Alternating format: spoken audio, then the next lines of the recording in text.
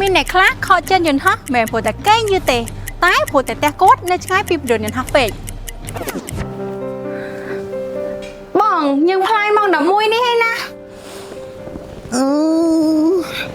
អ្នកយឺដឹកឯងប៉ុន្តែធ្វើកំភៃពេកមើលម៉ោង7ចាំចេញពីផ្ទះឥឡូវម៉ោងទៅ6ជាងហ្នឹងឲ្យតែច្បាស់បងឥឡូវម៉ោង9ជាងឯណាស្ទះផ្លូវពេក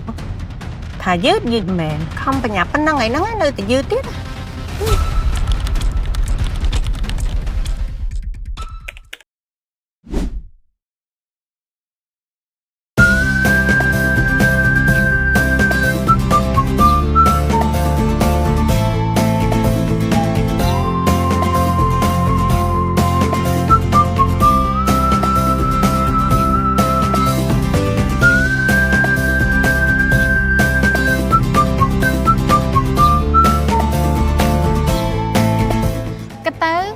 ក្បែរប៉ាលៀនអត់ប្របានការធ្វើតាណៅទៀតទេណ៎បងណ៎មែនតាបើមាន fly លើក្រោយអីយើងអត់ភ័យរឿងយឺតមកអញ្ចឹងទៀតទេហើយផ្ទះយើងក៏នៅចិត្តប៉ាលៀនហើយសម្រាប់ផ្ទះរស់នៅវិញក៏មានផាសុខភាពល្អទៀតហ្នឹងហើយងាយស្រួលហ្មងយីមែនអែមបដ ாய் តា